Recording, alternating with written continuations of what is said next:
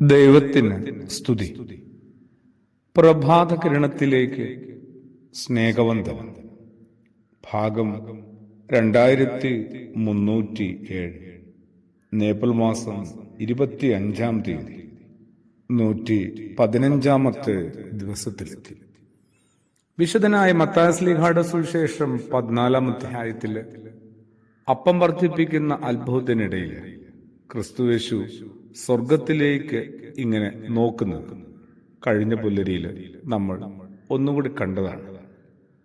അവനവന്റെ കൈക്കുമ്പിളിലെ പരിമിതികളിൽ നിന്ന് നമ്മുടെ ദൃഷ്ടിയും നോട്ടവും എന്ന് പിൻവലിക്കാനായിട്ട് നമ്മൾ നിർബന്ധിതരാകുകയാണ്.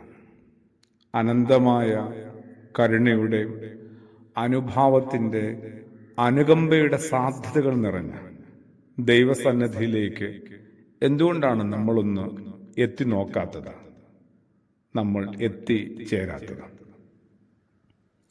സ്വർഗത്തിലേക്ക് കണ്ണുകൾ ഉയർത്തി പരിമിതികളെ അതിലംഘിക്കലും സ്വന്തം കുറവുകളെയും പോരായ്മകളെയും ഇല്ലായ്മകളെയും അംഗീകരിക്കലുമാണ്. ചെങ്കടലിന്റെ തീരത്ത് പിന്നിൽ ശത്രു സൈന്യത്തിന്റെ ഇരമ്പം കേട്ട് ജനം കണ്ണുകൾ ഉയർത്തി നോക്കിയപ്പോൾ കണ്ടത് മരണമാണ്, അല്ലേ? തിരിഞ്ഞു നോക്കി അവർ കണ്ടത് സ്വന്തം മരണം തന്നെയാണ്. എന്നാൽ അവരെ നയിച്ച നേതാവായ മോശ കണ്ണുകൾ ഉയർത്തി നോക്കിയപ്പോൾ കണ്ടതാകട്ടെ പരിപാലിക്കുന്ന, സംരക്ഷിക്കുന്ന ദൈവത്തെയും. അതുകൊണ്ടാണ് മോശ പറയുന്നത് ജനത്തോട്, നിങ്ങൾ ഭയപ്പെടേണ്ട, ശാന്തമായിരുന്നാൽ മതി, കർത്താവ് നമുക്ക് വേണ്ടി യുദ്ധം ചെയ്തോളൂ. പുറപ്പാട് പുസ്തകം 14-ാം അധ്യായത്തിൽ ഇങ്ങനെയാണ് മോശ ജനത്തെ കുറെ കൂടി പാകപ്പെടുത്തുന്നത്. കണ്ണുകൾ ഉയർത്തി എങ്ങോട്ടോ നോക്കുന്നുണ്ട് ഓരോരുത്തരും.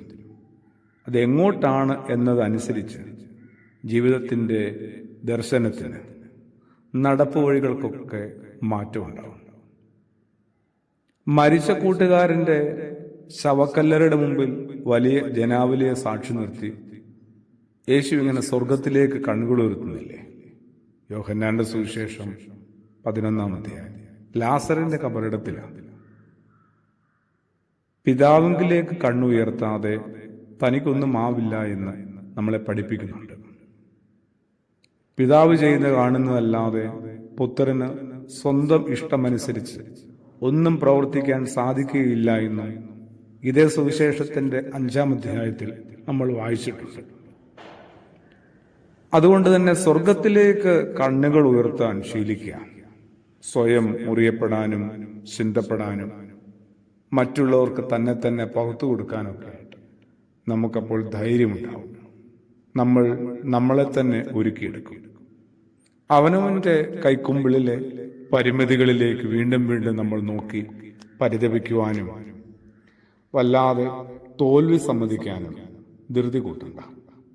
വിളിച്ചവന്റെ വിളി എന്തുമാത്രം വിശ്വസ്തമാണ്, വിളിച്ചവൻ എന്തുമാത്രം ശ്രേഷ്ഠനാണ്. ആ തിരിച്ചറിവിലേക്ക് നമുക്ക് പ്രാർത്ഥനയോടെ എത്താം. ആമേൻ.